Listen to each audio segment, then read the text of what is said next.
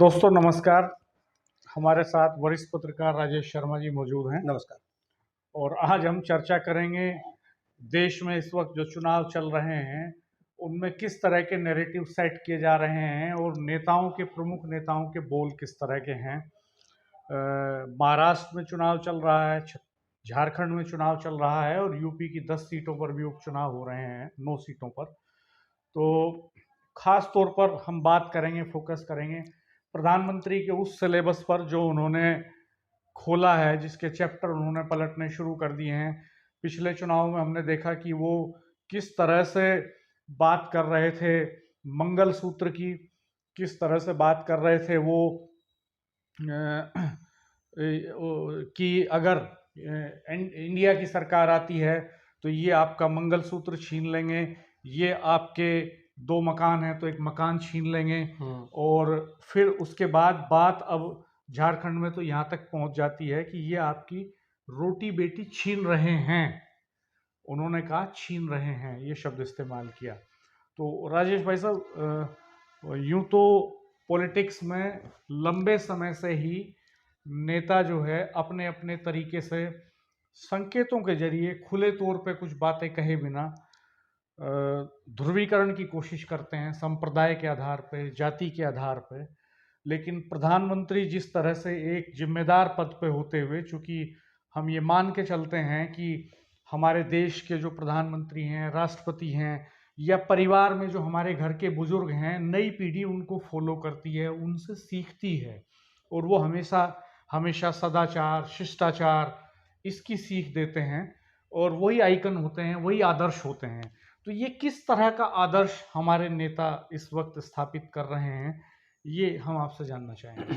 Doctor साहब, कल अभी चूंकि महाराष्ट्र और झारखंड में विधानसभा चुनाव है और कल चुनाव में जो रैली थी, जो रैली में बोले प्रधानमंत्री जी, तो जब वो ये कहते हैं ना कि सबका विकास, सबका साथ, सबका विकास और सबका विश्वास, तो एक तरफ तो ये 3 लाइन है। हाँ। और एक तरफ जब कल भाषण होता है उनका, उन्होंने कहा मतलब इंडिया अलायंस को नाम कहा कि कांग्रेस, जेएमएम, आरजेडी, बोलेगा इनकी सरकार बनी, मतलब इन्हें घुसपैठिए भी कहा सरकार बनी तो आपकी रोटी छीन लेंगे, आपकी बेटी छीन लेंगे, आपकी माटी छीन लेंगे। हाँ। और इसके बाद कहा ये भी कहा कि ये यहाँ आएंगे, घुसपैठिए यहाँ आ जाएंगे और यहाँ जो आदिवासी हैं, यहाँ के और लोग हैं, इन सबका अस्तित्व समाप्त कर देंगे। सवाल इस बात का है डॉक्टर साहब, बीजेपी के बहुत सारे नेता हैं, वो कुछ भी बात करें, उनका कोई गिला शिकवा नहीं। जब एक तरफ प्रधानमंत्री जी सांप्रदायिक सौहार्द की बात करें, धर्मनिरपेक्षता की बात करें, जो अभी मैंने कहा सबका साथ, सबका विकास, सबके विश्वास की बात करें, और एक तरफ जब भाषण इतना जहरीला दिया जाए, तो फिर क्या लगता है आपको? नहीं, एक खास बात और उन्होंने कही, एक जो बड़ा सवाल है, उन्होंने कहा कि माटी छीन लेंगे, आदिवासी समाज का दायरा सिकुड़ जाएगा। तो इस देश में आदिवासियों की जमीनें, कोड़ियों के भाव कौन छीन रहा है? उद्योगपति छीन रहे, सरकार छीनवा रही है। जिस तरह से बड़े बड़े उद्योगपतियों को झारखंड में एंट्री दी गई है, जिस तरह से बड़े पैमाने पे उनके काम के लिए लैंड एक्विजिशन किया जा रहा है, मुफ्त में जमीनें छीनी जा रही हैं, तो वो एक बड़ा खतरा है। और मुझे लगता है पॉलिसीज से सबसे बड़ा खतरा है ऐसे लोगों को। आपको ध्यान होगा जब मनमोहन सिंह सरकार थी और जिस वक्त बड़े बड़े आंदोलन हुए, सिंगूर में आंदोलन हुआ जमीन अधिग्रहण को लेके, अलीगढ़ के टप्पल में हिंसक आंदोलन हुआ, भट्टा पारसोल में आंदोलन हुआ, बुलंदशहर के, नोएडा के, तो जब ये बड़े बड़े आंदोलन हो रहे थे तो इनमें तमाम किसान मारे गए। उसके बाद जाकर के लैंड एक्विजिशन की पॉलिसी में रिफॉर्म किया उस सरकार ने, और रिफॉर्म करने के बाद ये बनी कि भाई गांव में 4 गुना और शहरी इलाके में 2 गुना मुआवजा सर्किल रेट का वो किसान को मिलेगा। और जैसे ही बीजेपी की सरकार बनती है, मोदी पार्ट 1 बनती है जैसे ही, वैसे ही सरकार सबसे पहले आकर के उस लैंड एक्विजिशन का जो कानून बनाया था उस समय यूपीए सरकार ने, जनता के दबाव में बनाया था उन्होंने भी। उनकी कोई मंशा ये नहीं थी कि किसान के हक में बनाए। जब जगह जगह उग्र आंदोलन हुए तो सरकार दबाव में आई उस वक्त की, और उन्होंने बदले कानून, अधिग्रहण कानून में संशोधन किया। सबसे पहले बीजेपी सरकार आते ही उस अधिग्रहण कानून में जो बदलाव हैं उनको खारिज करती है। उसके बाद फिर प्रेशर बिल्डअप होता है, फिर आंदोलन होते हैं। आपको ध्यान होगा भट्टा पारसोल में राहुल गांधी सुबह सुबह पहुंच गए थे बाइक पर, बड़ा बड़ा बवाल हुआ था और उसमें। बड़ा नेशनल लेवल पे एक प्रेशर बिल्डअप हुआ, फार्मर्स के एजिटेशन हुए बहुत एग्रेसिव। उसके बाद सरकार प्रेशर में आई। और मुझे ध्यान है उस वक्त सतपाल मलिक जो गवर्नर भी रहे हैं, वो उस वक्त टिकट की दावेदारी करते थे मुजफ्फरनगर और मेरठ कॉन्स्टिट्यूएंसी से। और सतपाल मलिक साहब उस समय किसान मोर्चा में बड़े ओहदे पे थे, भाजपा किसान मोर्चा में उपाध्यक्ष थे। मैंने उनसे बयान लिया, मैं उस समय हिंदुस्तान अखबार में बतौर रिपोर्टर काम कर रहा था। मैंने उनको टेलीफोन करके उनका बयान मांगा कि आपकी सरकार ने, आपकी पार्टी की सरकार ने तुरंत जो है, जो लैंड एक्विजिशन में रिफॉर्म हुआ था वो वापस ले लिया। आपका बयान चाहिए, मुझे इस पर प्रतिक्रिया चाहिए। आप किसान मोर्चा के उपाध्यक्ष हैं। तो मुझे याद है सतपाल मलिक ने मुझसे कहा कि मुझे माफ कर दो, इसके लिए मैं इस पर कोई बयान नहीं दे सकता। और उन्होंने कहा कि मैं अगर खुल के बोलूँगा तो पार्टी मुझे निकाल देगी, और अगर मैं किया तो इन्होंने गलती है, लेकिन मैं खुल के बोल नहीं सकता हूँ। हालांकि बाद में ये आदमी का एक व्यक्तित्व होता है, शख्सियत होती है जो धीरे धीरे डेवलप होती है। बाद में वही सतपाल मलिक किसान आंदोलन के वक्त में झंडा लेके खड़े भी होते हैं, रुका नहीं गया मजबूती से, रुका नहीं गया, दमदारी से खड़े हुए किसानों के पक्ष में। तो ये अच्छी बात है। लेकिन इस तरह की परिस्थितियां थी तो खतरा आदिवासियों को खतरा किससे है? उनके रीति रिवाज, उनके परंपराएं और उनकी जमीनें कौन छीन रहा है?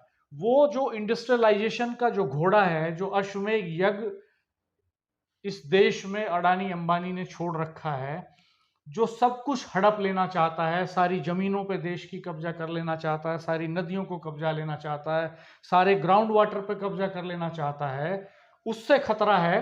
और तमाम संसाधनों को अपने मुट्ठी में रखना चाहता है। हाँ, या आभासी चीजों से खतरा है, क्योंकि जो सरकार है वो तो नेचुरल रिसोर्सेज की कस्टोडियन है।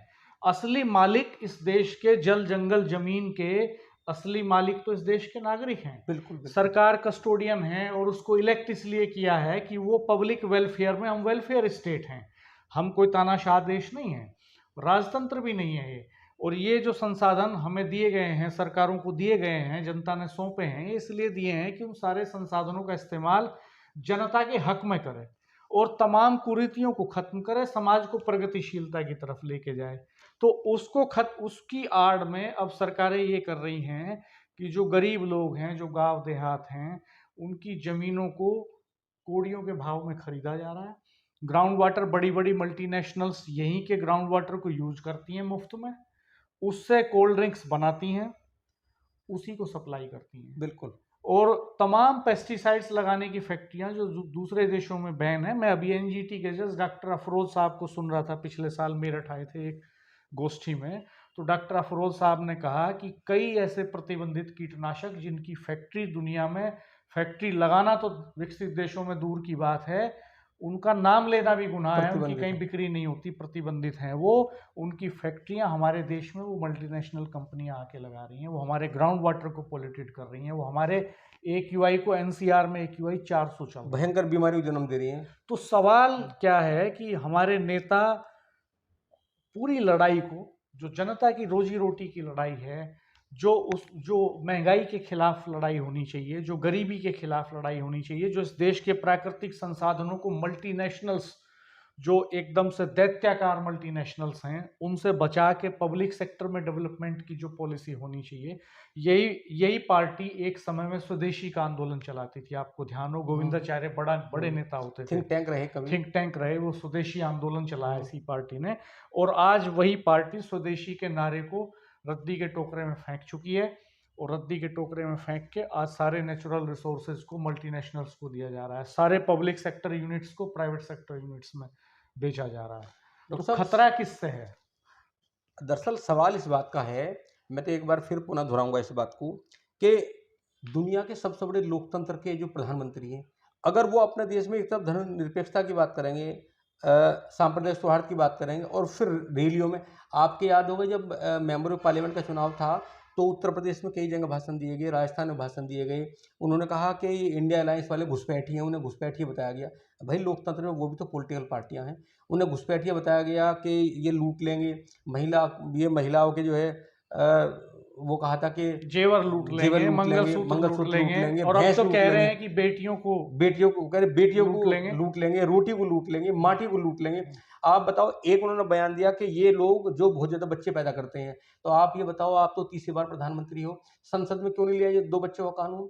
किसने रोका थोड़ी है। हमें लगता है कि इस 11 साल में एक बार प्रधानमंत्री जी या जो जिम्मेदार मंत्री हैं वो लगातार बोलते हैं, सड़कों पे बोलते हैं, संसद में नहीं बोलते कभी। मानव संसाधन तो किसी भी देश का एसेट होता है। बिल्कुल। चाइना की पॉपुलेशन हमसे ज्यादा है, और आप देखिए कि वो किस तरह से मैनेज कर रहे हैं चीजों को, डेवलप राजनीति करनी है ना, मैन पावर। हम तो सबसे ज्यादा यूथ, नौजवानों का देश है। इस देश में तमाम नहरें, जल, जंगल, जमीन को डेवलप किया जा सकता है, इसी मैन पावर का इस्तेमाल करके, काम देके आप कर सकते हैं। और आप देखिए एक और दूसरा चेहरा देखिए आप कि जब कुंदरकी में, यूपी की मुरादाबाद जिले की कुंदरकी विधानसभा सीट में उपचुनाव हो रहा है, वहां कैंडिडेट है रामवीर सिंह, और रामवीर सिंह जी जो है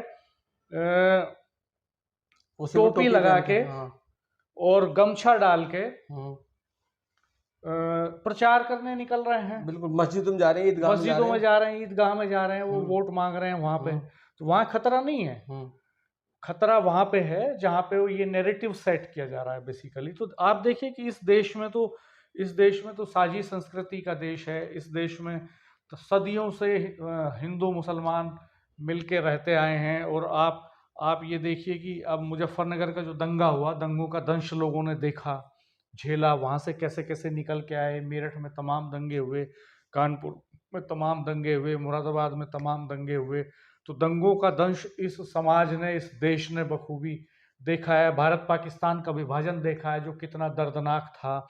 क्या आप देश को अब फिर से उसी दिशा में ले जाना चाहते हैं? तो सब सत्ता क्या के आप लिए वही नैरेटिव सेट कर देना चाहते हैं, या आप जो रोजी रोटी के सवाल हैं, डेवलपमेंट के सवाल हैं, ह्यूमन हेल्थ के सवाल हैं, पूरे देश में नदियां। सब देखो ना, महंगाई कितनी बढ़ रही है इस समय।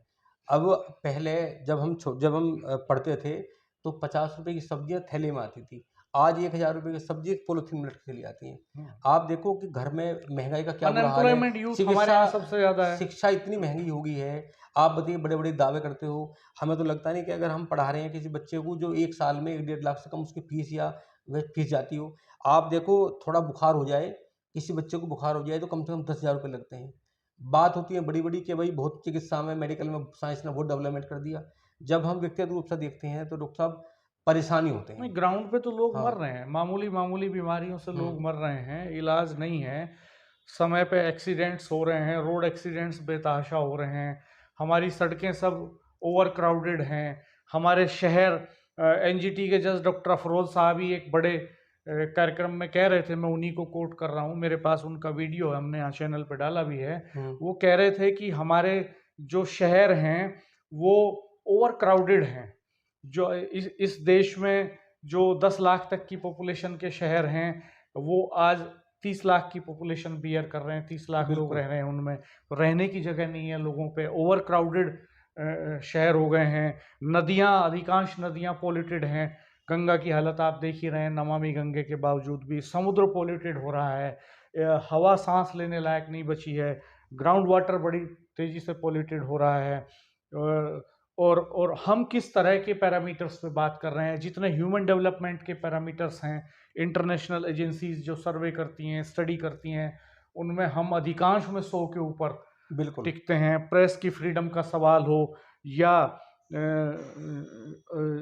जीने की प्रायिकता का सवाल हो, या और दूसरी तरह के पैरामीटर्स हों, इंडेक्स हों, तो उनमें सब हमारे देश की जो स्थिति, नो डाउट हमने आज़ादी के बाद बहुत तरक्की की, हमने निश्चित तौर पे एक बड़ा इंफ्रास्ट्रक्चर खड़ा किया, हम बड़ी दरिद्रता से निकल के आए हैं, लेकिन समाज को तो और आगे ले जाने की जरूरत है कि हम समाज को पीछे ले जाना चाहते हैं। ये बड़े राजनीतिक हितों के लिए कम से कम ऐसा नहीं कि देश को बीच में दीवार नहीं खड़ी करनी चाहिए। और प्रधानमंत्री तो आदर्श हैं सबके लिए, नई पीढ़ी के लिए आदर्श हैं। एक बच्चा जो 5वीं क्लास में है, एक बच्चा जो अभी बोलना सीख रहा है, जो अभी 8वीं में है, वो 10वीं में है, उसको आप किस तरह की भाषा दे रहे हैं, उसके जहन में किस तरह का नैरेटिव आप फिट कर रहे हैं, वो किस तरह का नागरिक बनेगा आने वाले समय में, ये बड़े सवाल हैं। बिल्कुल बिल्कुल।